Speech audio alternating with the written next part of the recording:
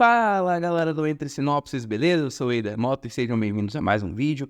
Para hoje a gente falar sobre O Mundo Depois de Nós, filme estrelado por Julia Roberts, que estreou na Netflix e já tá dando o que falar. A internet está comentando o filme sobre seus detalhes. Tem um grupo que gostou, tem um grupo que odiou o filme e o grupo que tá querendo entender alguns detalhes. Então nesse vídeo a gente vai falar sobre o filme. O filme fala sobre uma família que decide passar um final de semana em uma casa de praia. Eles alugam essa casa.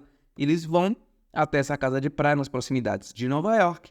E lá, quando eles chegam na praia, começa a acontecer algumas coisas estranhas. À noite, o proprietário da casa aparece e pede para passar a noite por lá devido a um apagão. E aí se cria um clima de suspense e mistério. A primeira coisa a se falar sobre o filme é que ele é uma adaptação do livro de mesmo nome, que foi lançado em 2020, que também traz essa temática de mistério, de isolamento, que acabou condizendo com os acontecimentos que a gente teve em 2020, né? Mas para mim um grande ponto que o filme peca é justamente ao tentar falar sobre muitas coisas e não ser profundo em nenhuma delas. Ele parece que quer fazer um checklist de possibilidades de um colapso mundial e ele vai listando todas elas sem firmar pé em uma delas exatamente. Eles têm propostas interessantes, têm críticas importantes que podem ser feitas ali, mas pelo fato do filme querer deixar a interpretação muito livre para o espectador, ele apresenta várias possibilidades para que você vá fazendo suas conexões, e isso faz, para mim, com que ele não tenha uma firmeza nas ideias que quer apresentar. Por exemplo, a gente tem logo no começo do filme, quando o pai e a filha, que são os donos da casa, chegam na casa em que eles alugaram, tem uma aura de mistério de você não saber se pode confiar naquelas pessoas, se eles são realmente os donos da casa, o que é que eles estão fazendo ali, principalmente quando eles ficam sozinhos. Eles têm uns diálogos que colocam em dúvida justamente se eles estão ali para fazer uma coisa boa ou não. E isso, no decorrer do filme, é esquecido e levado para outras possibilidades que vão desde o aparecimento dos cervos e animais na região, desde a aparição de um drone que distribui panfletos em outras línguas para amedrontar a população, o sumiço das pessoas, que no começo do filme a gente vê na praia, vê na vila, todo mundo desaparece, e os barulhos sônicos que são apresentados no decorrer do filme que acabam gerando algumas consequências nos personagens, o comportamento estranho da filha mais nova do casal, que é a fã de Friends e que gerou muita polêmica por conta das atitudes dela.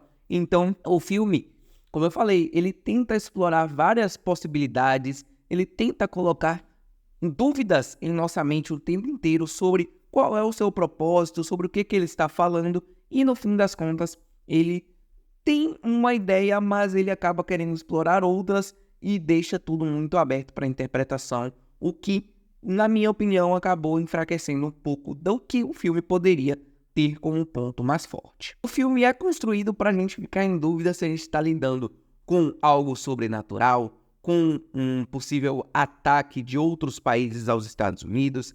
Tem a questão do ataque dos hackers, tem a questão de você poder interpretar que a família morreu e está passando por uma espécie de purgatório, sendo que, se o filme fosse mais claro na sua ideia, talvez a crítica que ele quer passar também ficasse mais clara. Tem uma crítica muito importante ali, principalmente sobre como as nações que são super soberanas, se elas forem atacadas nos pontos corretos, elas podem vir a ruir, como o próprio personagem do Mahershala Ali fala em determinado momento do filme, mas por querer deixar essas possibilidades em aberto, como eu falei, para mim, o filme enfraquece um pouco na sua história. Em termos de atuação, acho que elas salvam o filme, principalmente Julia Roberts e Mahershala Ali, são excelentes atores aqui no filme. Os personagens deles têm muitas camadas e são personagens muito interessantes. A ambientação do filme, ela começa interessante e depois vai perdendo um pouco de força, principalmente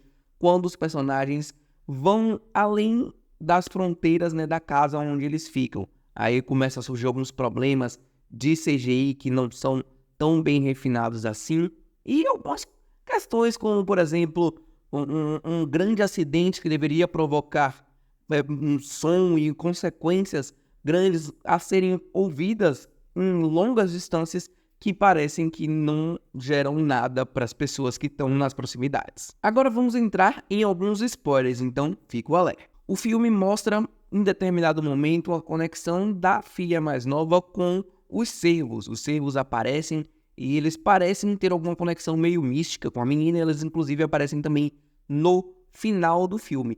Mas isso é algo que não é explicado e que não leva a lugar nenhum. Toda essa parte do filme parece estar lidando com algo sobrenatural, quando na verdade as respostas que o filme passa são muito mais de ataques políticos e realistas. Então toda a parte que envolve os animais é uma pista falsa que o filme deixa. E no final do filme, quando a filha mais nova ela encontra o bunker, ela resolve assistir o episódio de Friends, fica em aberto a possibilidade da família chegar ao mesmo local. E aí você começa a pensar em várias possibilidades sobre, já que o GH, que é o personagem do Mahershala Ali, fala que ele tinha a ideia de que poderia algo ruim acontecer, por que ele foi para a casa dele e não foi buscar um bunker? Ou por que os próprios donos das casas que têm bunkers não foram para lá?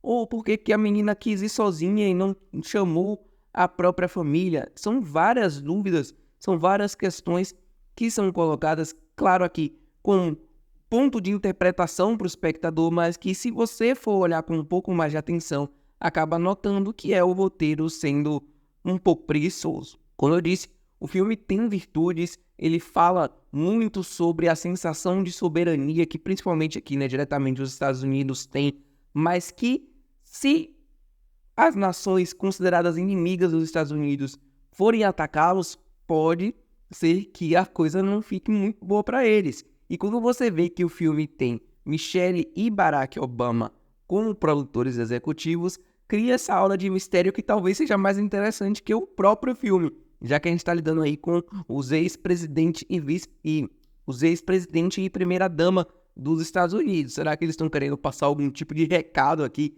e a gente não se ligou? Esse mistério aí ficou bem interessante. O filme tem mais de 2 horas de duração, acho que poderiam algumas coisas serem retiradas para que ele tivesse um ritmo um pouco mais fluido. E aí agora, se vale a pena ou não assistir, eu acho que quase todo filme vale a pena assistir, mas você tem que saber no que você vai lidar. Não é um filme com um ritmo super acelerado, com uma montagem, uma edição que são super cativantes, nem que tem cenas de ação ou que te dá respostas fáceis. Então, se você não gosta muito desse tipo de filme, é um filme que vai ser maçante para você. Mas se você se deixar envolver, principalmente com a ansiedade e com o mistério que o filme traz, ainda que ele não te dê respostas 100% claras no final, é um filme que você vai curtir. Eu não fui muito fã do filme, eu daria uma nota 3 de 5 para ele, mas, como eu falei, cabe a cada um assistir e ter as suas interpretações. Então é isso, galera. Esse foi o vídeo sobre O Mundo Depois de Nós, novo filme da Netflix. Deixa o like no vídeo e comenta aqui as suas interpretações, o que você viu do filme, se você gostou, quais foram as críticas que você enxergou e quais as suas teorias sobre os acontecimentos do filme. Quem são os responsáveis pelo ataque? Há realmente um ataque? O que está acontecendo? Comenta aqui, like no vídeo e tamo junto. Até a próxima. Valeu!